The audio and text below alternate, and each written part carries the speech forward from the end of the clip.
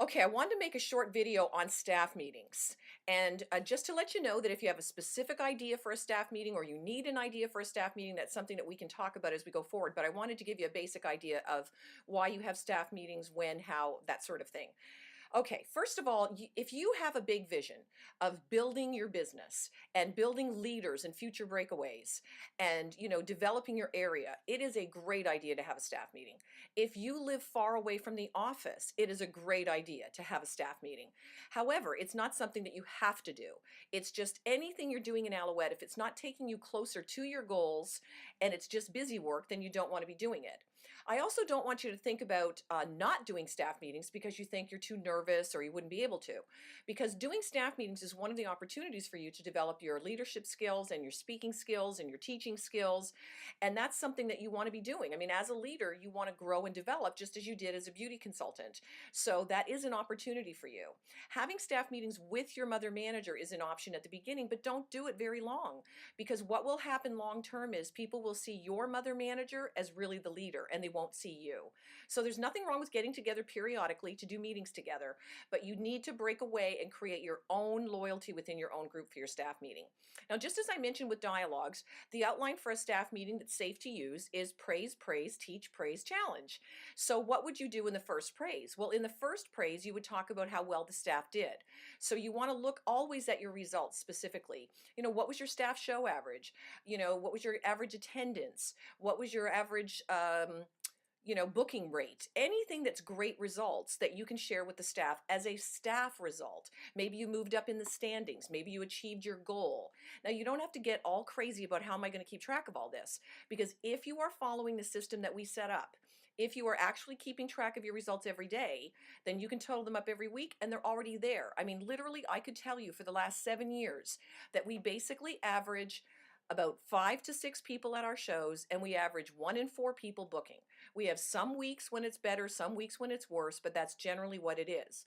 I do our show average every single month, so I know what our show average is. And some months is a little more, some a little less, but generally speaking, I know what it is. It's not extra work for me. It's already right there.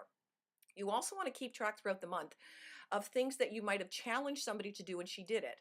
So for instance, in my computer, I just make an email that I save. It's not even a file that I'm going to keep for the future, but it's an email that I save, and it says meeting, manager's meeting or monthly meeting. And every time I think of something to mention at a meeting or to highlight or to recognize, I type it in and then I leave it in the draft box. That way, when I go to put the meeting together, it takes minutes. You shouldn't be spending days putting together staff meetings. You really shouldn't. It should be very, very quick and simple. So let's say you said to a girl some of those dialogues that I have earlier in these videos, and you asked her to work on her guest attendance, and she actually did it. Then you could be highlighting to feature her at the staff meeting, talking about how she got her guest attendance up, or how she collected outside orders, or how she improved her bookings or recruiting. See, you are the leader of the group, but you don't have to be the only person doing the meeting. As a matter of fact, if you really do want to create breakaways and create an independent staff and really build, then you need your girls to feel part of the team right away, and that they're starting to grow and develop and share with other people. Nobody makes it on their own. Everything that I give to you was given to me, and then you give it to other people, and we share together. So even when you feel like you've come up with a great idea that's all yours, the fact of the matter is you wouldn't even have had that idea if all the other stuff hadn't been put into you. So we share our ideas. You could have somebody in charge of greeting people at the door. You could have somebody else in charge of helping with paperwork questions at the end while you're off talking to brand new beauty consultants about what they need to do. Okay, that brings me to the second praise part. The second praise part would be the individual praise. So the first praise would be group praise. The second praise would be individual praise. Somebody who did what you asked her to do. Somebody who achieved, Queen of Sales or Queen of Recruiting, or somebody who upped and improved her results. You do not have to give gifts.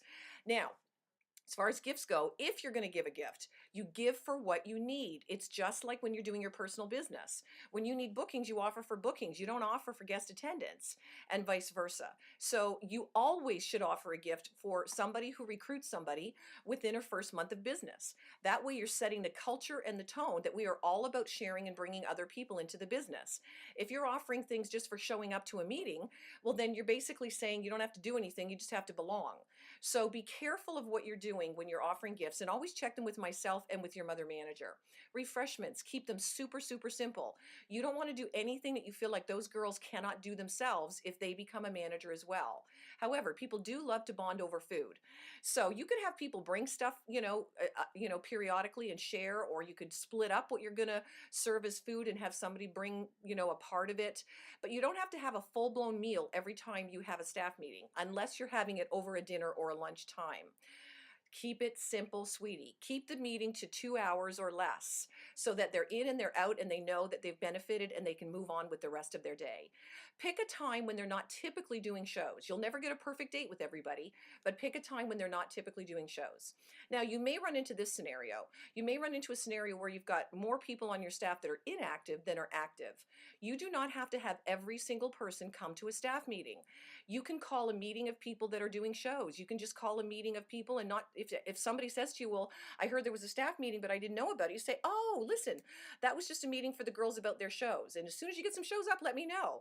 And never make her feel uncomfortable. But you don't want a staff meeting where the majority of people are doing nothing, because that drags down the ones who are and sets the wrong tone.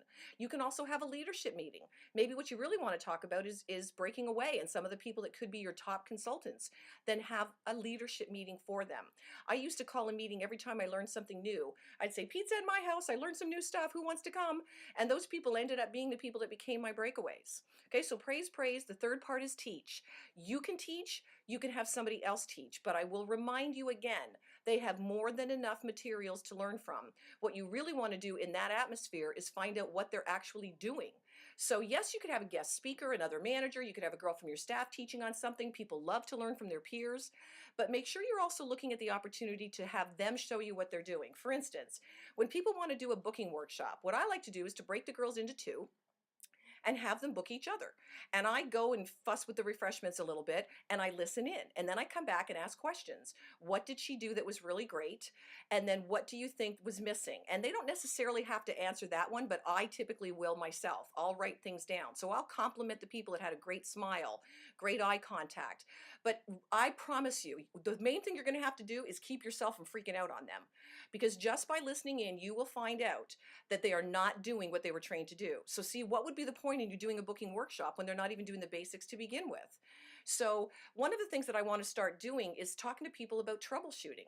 So if somebody wants help with bookings, yay, hooray. Okay, we're going to troubleshoot. We're going to help you right now. We're going to turn it around. I'm so proud of you that you want help. Come on up to the front. Okay, Patricia, what area of bookings do you want help on? Well, I don't seem to be able to get them to set their dates. Fantastic. Book me. Book me. Get her to do what she's doing, and then praise her for having the courage to do it. Be excited about, we figured it out. Here's what you need to do. Are you willing to do it? What's been holding you back? Boom. And then set a challenge with them. So praise, praise, teach, praise. You're praising the heck out of these people for doing it and taking the action, and then challenge them to improve in that area so that you can give feedback. Guess who went out and made those phone calls to get bookings up? Guess who did her first recruiting talk? Guess who got a recruit lead?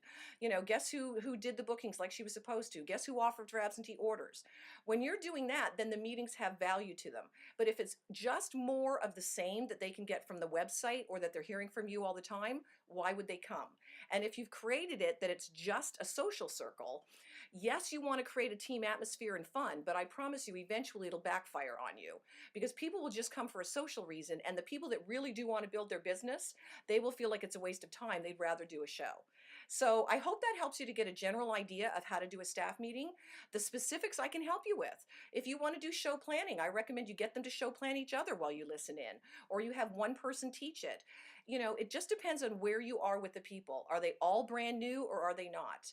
Always have some testimonies about what Alouette has done for them, and don't let people apologize. Very important. Nobody gets to start with, I haven't done much lately, but. None of that is allowed at a meeting. Don't waste time with that nonsense. Always keep in your head, what do I want to have happen? And that will tell you what you want the meeting to be. But your manager and myself will happily help you to set up a good staff meeting. All right? Make the most of them. You can really create some team spirit with this.